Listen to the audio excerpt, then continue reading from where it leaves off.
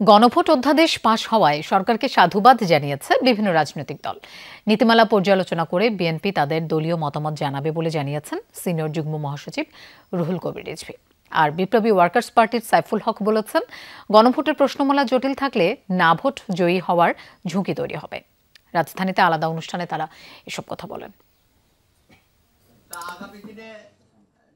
সংসদ নির্বাচনের দিনই হচ্ছে গণভোট, আর এই গণভোটের আয়োজন করতেই অধ্যাদেশ পাশ করেছে উপদেষ্টা পরিষদ, যার মাধ্যমে গণভোট নিয়ে চলা নানা রকম অনিশ্চয়তা দূর হয়েছে বলে মনে করেন রাজনীতিবিদরা।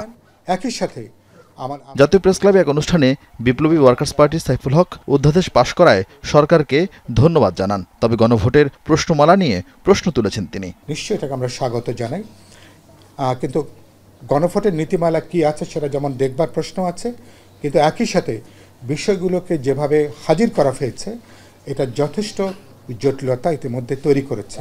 গণভোট না সূচক হবে এরকম বিপজ্জনক জায়গায় কেউ আমরা নিশ্চয়ই যেতে চাই না, কিন্তু প্রশ্ন উত্থাপনের ধরনের জন্য যেভাবে ভাগ করা হয়েছে তাতে না যদি জয়যুক্ত হয়, এটা আমাদের অভ্যুত্থান, আমাদের জুলাই সনদ এবং আমাদের গণভোট সবটা একটা বিপর্যয়ের মধ্যে পড়বার ঝুঁকি আছে।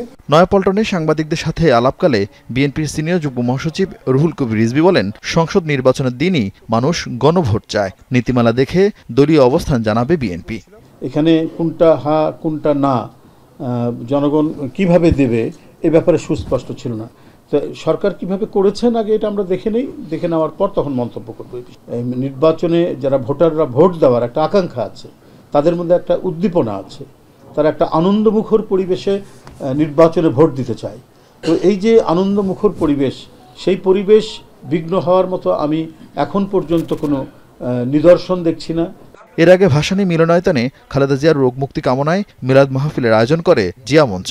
অনুষ্ঠানে বিএনপির ভাইস চেয়ারম্যান বরকতুল্লাহ বুলু বলেন, খালেদা জিয়া সুস্থ থাকলে আগামী দিনে দেশেরও হাল ধরবেন।